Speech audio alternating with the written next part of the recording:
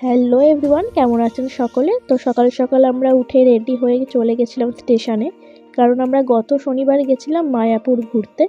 তো আমাদের ট্রেনও ছেড়ে দিয়েছে, কৃষ্ণনগরের দিকে আমরা যাত্রা শুরু করে দিয়েছি। এই যে কৃষ্ণনগর জংশনে আমরা এসে গেছি। তো সেখান থেকে একটি টোটো ভাড়া করে আমরা জেটি অবধি গেলাম।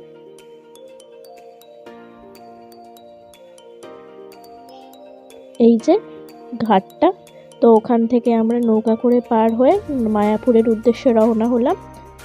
তো মায়াপুরের গেট এটা, এই যে এসে গেছি মায়াপুরের ভিতরে। মন্দিরটা দেখুন কি সুন্দর না? মন্দিরটা এখনো চালু হয়নি, চালু হতে এখনো 2026-এর শেষের সময়টা লাগবে, তাও ভীষণ সুন্দর লাগছিল।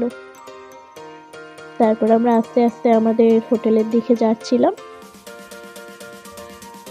মানে ওখানের পরিবেশটা এতই ভালো, সত্যি গেলে মন ভালো হয়ে যাবে। এই যে আমরা এসে গেছি, এই যে এটা আমাদের হোটেল, এখানে আমরা ছিলাম।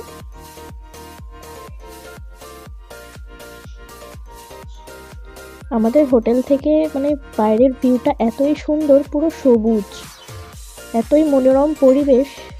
তারপর রেডি হয়ে সবাই মিলে চলে গেলাম আমরা খাওয়ার উদ্দেশ্যে। আমরা খেয়েছিলাম গীতা ভবনে। গীতা ভবনে যে ভোগটা দেয় সেটা খেয়েছিলাম, এই যে দিয়েছে। সবাইকে এরকমভাবেই খেতে হয় ওখানে বসে।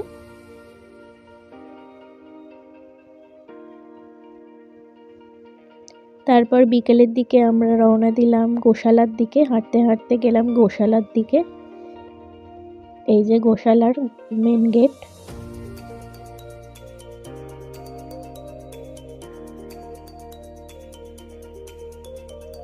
তো সেখান থেকে আমরা গেলাম নতুন যেই মন্দিরটি তৈরি হচ্ছে সেই মন্দিরটির উদ্দেশ্যে। ভেতরটা এখনো কমপ্লিট হয়নি, আস্তে আস্তে হচ্ছে। ভীষণই সুন্দর মন্দিরটা, ভেতরটা হয়েছে ভীষণই সুন্দর। আপনারাও দেখে নিন সকলে, যারা যারা যেতে পারেননি এখনো।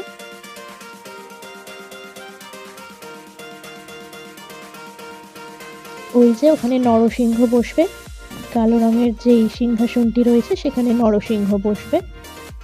তারপর বেরিয়ে রাধাকৃষ্ণ যাচ্ছিল দেখলাম।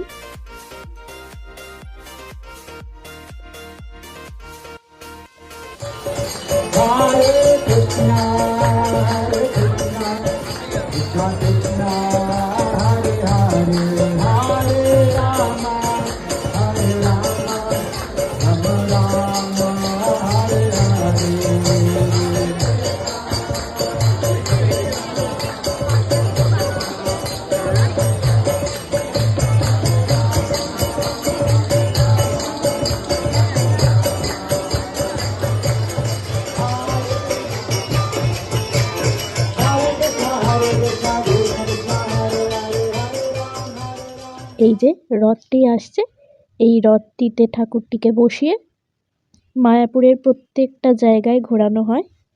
মায়াপুরের ভিতরে সারা রাস্তায় এই ঠাকুরটাকে এই রথে করে ঘোরানো হয়। আর মায়াপুরের ভিতরের ঠাকুরটা অসাধারণ, রাধাকৃষ্ণটার দিকে চোখ ফেরানো যাবে না, এতটাই সুন্দর। তারপর গেলাম একটু দোকানপাট দেখতে। তারপর হোটেলে এসে ফ্রেশ হয়ে ডিনার করলাম। ডিনার করে একটু বাইরে ঘোরাঘুরি করে তারপর ঘরে চলে গেলাম।